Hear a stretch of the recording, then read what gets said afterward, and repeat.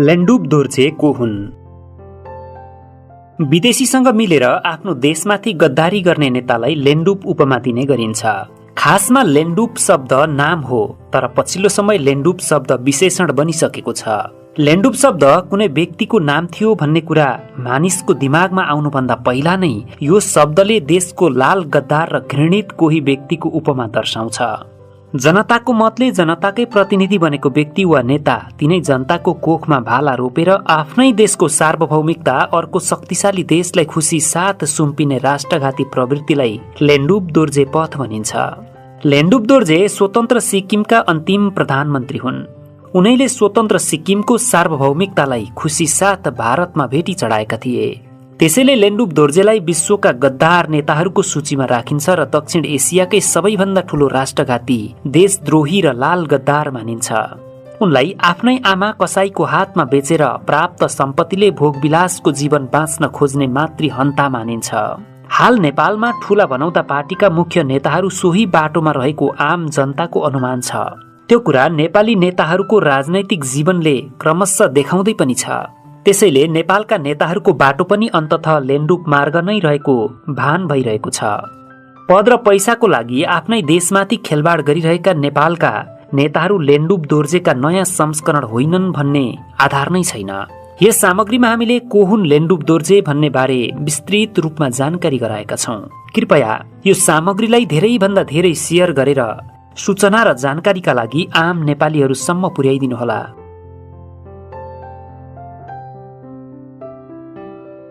लेन्डुप दोर्जेको जन्म सन् 1904 अक्टोबर 11 भएको थियो। उनी पूर्वी सिक्किमको पाक्योङ गाउँमा जन्मिएका थिए। उनको पूरा नाम लेन्डुप दोर्जे खङ सार्पा हो। उनी लेप्चा जातिका बौद्ध धर्मावलम्बी हुन्। उनी सिक्किमका आदिवासी थिए। उबेला भोटे लेप्चाहरूको पाठशाला भनेकै गुम्बा थियो। उनलाई अध्ययनका लागि 6 वर्षको उमेरमै सिक्किमको नाम चलेको गुम्बा रुम्टेक गुम्बामा लगिएको थियो। त्यो बेला उनका आफ्नै सानो बुबा उक्त गुम्बाका प्रमुख थिए। सिक्किमका तत्कालीन राजा टुल्कु नामग्याल गुम्बाको भ्रमणमा रहँदा उनले लेन्डुपलाई देखेका थिए। 6 वर्षको बालक लेन्डुप हँसिलो, फुर्तिलो र बोलाइलो थिए। राजा टुल्कु नामग्याललाई सानो लेन्डुप खुब मन पर्यो। उनले गुम्बाका प्रमुखलाई भनेर त्यो बालक लेन्डुपलाई दरबारमा लिएर गए। राजालाई के थाहा कि भविष्यको त्यस देशको सबैभन्दा ठूलो राष्ट्रघातीलाई दरबारमा प्रवेश गराउँदैछु भन्ने। राजाले लेन्डुपलाई गान्तोकको तिब्बती विद्यालयमा भर्ना गराए। त्यहाँ लेन्डुपले 16 वर्षको उमेरसम्म अध्ययन गरे। त्यसपछि फेरि उनलाई रुम्टेक गुम्बा नै पठाइयो। लेन्डुपले 2 वर्ष रुम्टेकमा कठोर मेहनत गरेर त्यहाँका अरू लामाहरूभन्दा अब्बल साबित भए। उनका सानो बुबा एउटा अब्बल शिष्यलाई रुम्टेक गुम्बाको प्रमुख बनाएर अवकाश लिन चाहन्थे। आफ्नै मान्छे त्यसको लायक भएकोमा खुसी हुँदै उनले लेन्डुपलाई रुम्टेक गुम्बाको प्रमुख लामाको जिम्मेवारी दिए। लेन्डुप दोर्जे रुम्टेक गुम्बाका प्रमुख भएर 8 वर्ष बसे। उनी निकै महत्वाकांक्षी थिए। उनी लामाहरूको स्वभावका भन्दा पनि राजनीति स्वभावका थिए। लेन्डुपका दाजु फाग छिरिङ दोर्जेले दार्जिलिङमा युवा बौद्ध एसोसिएसन खोलेका थिए। त्यसपछि लेन्डुप रुम्टेक गुम्बाको प्रमुख लामा पद छाडेर उक्त एसोसिएसन सम्हाल्न दार्जिलिङ गए। दुवै दाजुभाइले मिलेर उक्त एसोसिएसनलाई निकै फैलाए। सोही एसोसिएसन मार्फत उनीहरूले पूर्वी सिक्किममा स्कुल खोले, सामाजिक सुधारका काम गर्न थाले। सो कामले लेन्डुप दोर्जे समाजमा परिचित हुँदै गए। समाजमा भएको आफ्नो परिचय र लोकप्रियतालाई उनले क्यास गर्ने निधो गरे। सोही निधोको परिणाम लेन्डुपको नेतृत्वमा सन् 1945 मा सिक्किम प्रजामण्डल पार्टीको गठन भयो।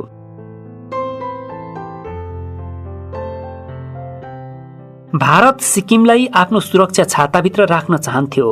त्यसका लागि भारतले थुप्रै अभ्यासहरू गरिरहेको थियो। सिक्किमका राजा समक्ष उक्त प्रस्ताव पटक पटक पुगिसकेको थियो। लेन्डुपको दल सिक्किम प्रजामण्डल र सिक्किम राज्य कांग्रेसले संयुक्त रूपमा भारतको उक्त प्रस्ताव विरुद्ध सन् 1947 मा प्रदर्शन गरे। यसबाट सिक्किमको राजनीतिमा उनी परिचित भए। सिक्किमी जनताको भावना त्यही भएकाले उनी जनतामा हाई हाई भए। सन् 1953 मा उनको पार्टी सिक्किम राज्य कांग्रेसमा गाभिन तयार भयो, तर त्यसको अध्यक्ष उनी हुने शर्तमा। पार्टी विशाल हुने आशामा उनलाई अध्यक्ष बनाउँदै सिक्किम प्रजामण्डललाई सिक्किम राज्य कांग्रेसमा मिलाइयो। उक्त पार्टीको अध्यक्ष भएपछि उनलाई जवाहरलाल नेहरूले दिल्लीमा आमन्त्रण गरे। दिल्लीबाट फर्किएपछि अचानक उनको स्वभाव परिवर्तन भयो। उनी राजतन्त्र विरोधी अभियान सुरु गर्न थाले। 6 वर्षको उमेरमा त्यसै दरबारका राजाले दरबार प्रवेश गराएका, उनकै देनले परिचय बनाएका, सोही दरबारबाट काजी उपाधि पाएका लेन्डुप अब त्यही दरबारका विरोधी भएका थिए। त्यहाँका राजालाई हटाएर त्यहाँको शासन आफू गर्ने सपना देख्न थालेका थिए। त्यो सपनाको बिउ पनि दिल्लीले नै रोपिदिएको थियो। त्यति बेलासम्ममा त्यस अघि नै सिक्किमलाई भारतले आफ्नो सुरक्षा छाताभित्र समेटिसकेको थियो। भारत त्यतिमा मात्रै चित्त बुझाउने अवस्थामा थिएन। त्यसको उद्देश्य सिक्किमलाई भारतमा विलय गर्ने नै थियो। तर विलय गर्न भारतलाई सिक्किममै देशद्रोही नेता चाहिएको थियो। त्यस्तो महत्वाकांक्षी नेता भारतले धेरै पहिलादेखि नै खोजिरहेको थियो। लेन्डुप दोर्जेमा त्यो गुण पायो भारतले। सन् 1960मा सिक्किममा भएको आम चुनावमा भारतको सहयोगमा लेन्डुपको पार्टीले 18 मध्ये 8 सिट जित्यो। भारतले सिक्किममा लेप्चा, भोटे र नेपाली भाषीहरूलाई बेग्ला बेग्लै रूपमा उकासेर साम्प्रदायिक विभाजन गराइसकेको थियो। सिक्किममा जातीय द्वन्द्व र अस्थिरता बढाउन भारतले पुरै अस्त्र प्रयोग गर्यो। भारत सरकारको वफादारी गर्ने सिक्किमकै नेता थिए लेन्डुप दोर्जे। राजतन्त्रको विरोधमा सिक्किमेली जनतालाई संघर्षमा उतार्ने र त्यही न्यूमा सिक्किमलाई भारतमा विलय गराउने सुनियोजित योजनामा प्रत्यक्ष सहयोगका लागि भारतलाई एउटा गद्दार चाहिएको थियो।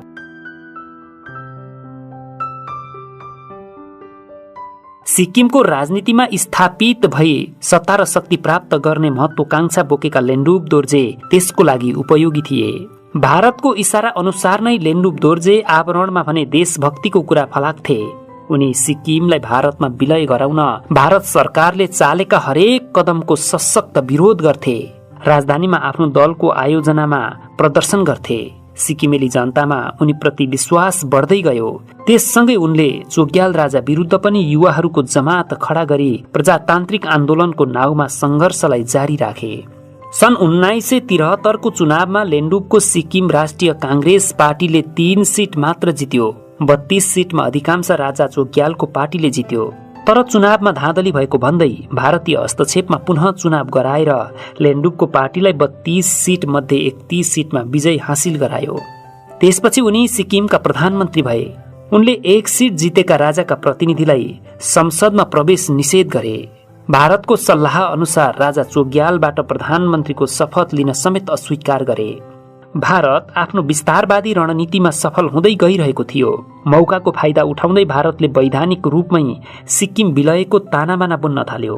प्रजातन्त्रमा बहुमतको शासन चल्ने र जनताको प्रतिनिधित्व जनप्रतिनिधिले गर्ने विश्वव्यापी मान्यतालाई सिक्किममा गजबसँग दुरुपयोग गरियो। विधानसभाबाटै सिक्किमलाई भारतमा विलय गर्ने प्रस्ताव पारित गरियो र लेन्डुप दोर्जे विधिवत रूपमै प्रधानमन्त्रीबाट भारतीय प्रान्तको मुख्यमन्त्री बने। आफूले चुनेर पठाएका प्रतिनिधिहरूकै हातबाट देशको सार्वभौमिकता गुमेको सिक्किमेली जनताले थाहा पाउँदा समय ढिलो भइसकेको थियो। स्वतन्त्र सिक्किमको आवाज उठाउनेलाई यति कडा दमन गरिएको थियो कि कोही बोल्न सक्ने अवस्थामा नै थिएनन्। सिक्किमका तत्कालीन सभासद लालबहादुर बस्नेतले आफ्नो पुस्तक सिक्किम अ सर्ट पोलिटिकल हिस्ट्रीमा लेखेका छन्, काजी लेन्डुप दोर्जेको नेतृत्वको सिक्किम राष्ट्रिय कांग्रेस भारतको सबैभन्दा ठूलो मित्र थियो। किनकि बाहिरबाट देशभक्तिको जति कुरा गरे पनि अन्ततः ऊ भारतको समर्थक थियो। सिक्किमको राजनैतिक क्षेत्रमा उसलाई भारत सरकारको एजेन्ट मानिन्थ्यो।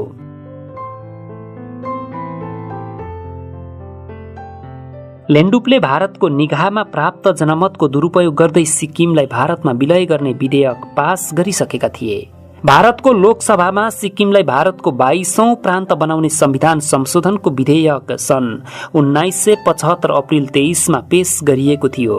सोही दिन उक्त विधेयक लोकसभाबाट पास गरियो। उक्त विधेयक अप्रिल 26 राज्यसभाबाट पनि पास भयो। राष्ट्रपति फखरुद्दीन अली मोहम्मदले 1975 मे 15 उक्त विधेयकमा हस्ताक्षर गरेसँगै एउटा स्वाधीन राज्य सिक्किम भारतमा विलय भयो।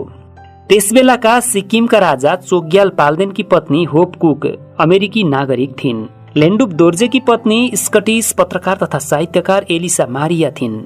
होप कुक सिक्किमको स्वतन्त्रता रक्षाका लागि चिन्तित थिइन्, तर उनले राजालाई भारत विरुद्धमा भड्काउने गरेको आरोप पनि लाग्ने गरेको छ। एलिसा मारिया भने सिक्किमलाई भारतमा विलय गराउने पक्षमा सुरुदेखि नै थिइन्। सिक्किमको त्यति बेलाको राजनीति परिदृश्यमा यी दुई महिलाहरूको पनि राम्रो चलखेल देखिन्छ। लेन्डुपसँग बिहे गर्नुभन्दा पहिले नै एलिसा मारियाले अरू 2जनासँग बिहे गरिसकेकी थिइन्। लेन्डुपले सिक्किमलाई भारतमा विलय गराएपछि सुरुमा त भारतले लेन्डुपलाई ज्वाइँ सरह सम्मान दियो। लेन्डुपको पार्टी पनि भारतीय राष्ट्रिय काङ्ग्रेसमा विलय भयो। विलयपछि सिक्किममा लेन्डुपले पुरै दमनको शासन चलाए। राजा चोग्याललाई उनकै दरबारमा नजरबन्दमा राखियो। सन् 1979मा भारतको प्रान्तको हैसियतमा भएको आम चुनावमा लेन्डुपको पार्टीलाई अस्तित्व नै नरहने गरी भारतीय केन्द्र सरकारको योजनामा हराइयो। जब चुनाव सकियो त्यति बेला लेन्डुपले आफूमाथि गद्दारी भएको थाहा पाए, तर त्यति बेला धेरै ढिलो भइसकेको थियो। त्यसपछि उनी विक्षिप्त जस्तै बने। सिक्किमलाई भारतमा विलय गरेकोमा साह्रै ठूलो पछुतो माने। जनताहरूले पनि उनलाई गर्नुसम्म घृणा गर्न थाले। भारत सरकार र भारतीय नेताहरूले पनि उनलाई जहाँ र जोसँग पनि जतिखेर पनि गद्दारी गर्न सक्ने मान्छे भन्दै आलोचना गर्न थालेपछि उनले सिक्किम छाड्ने निधो गरे। पश्चिम बंगालको कालिम्पोङमा उनलाई एउटा पुरानो र थोत्रो घर बस्नका लागि भारत सरकारले नै उपलब्ध गराइदियो। सत्तामा पुग्न नपाएर बिजोग भएपछि विदेशी पत्नी एलिसा मारिया पनि उनलाई छाडेर हिँडिन्। सन् 2007मा कालिम्पोङको सोही घरमा 104 वर्षको उमेरमा उनको निधन भयो।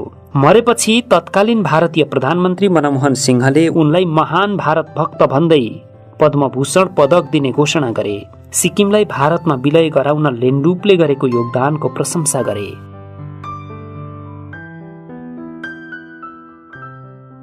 दर्शकवृन्द, तपाईहरूलाई लेन्डुप दोर्जेको आफ्नै देशमाथिको गद्दारीको कथा यहाँ प्रस्तुत गर्यौं। उनले आफ्नै मातृभूमिप्रति कस्तो कस्तो गद्दारी गरे, आफ्नो मातृभूमिलाई कसरी परचक्रीको हातमा सुम्पिदिए, यो कुरालाई हामीले यहाँ सविस्तार वर्णन गर्यौं। लेन्डुप भन्ने नाम किन यति अपमानित छ, किन लेन्डुप शब्द यति घृणित छ, किन विश्व राजनीति इतिहासमै लेन्डुप दोर्जेलाई देशद्रोही मानिन्छ, किन दक्षिण एसियाको सबैभन्दा देशद्रोही नेता मानिन्छ लेन्डुप दोर्जेलाई, आदि इत्यादि कुरा यहाँ प्रष्टसँगले हामीले वर्णन गर्यौं। यो सामग्रीलाई धेरैभन्दा धेरै शेयर गरिदिनु हुन तपाईहरूलाई हामी विनम्र अनुरोध गर्दछौँ। यो भिडियो हेरिसकेपछि तपाईहरूलाई जस्तो लागेको छ त्यस्तै कमेन्ट गरिदिनु हुन पनि विनम्र अनुरोध गर्दछौँ। यो भिडियोलाई अन्तिमसम्म हेरिदिनु भएकोमा तपाईहरूलाई धेरै धेरै धन्यवाद। हवस् त, नमस्कार।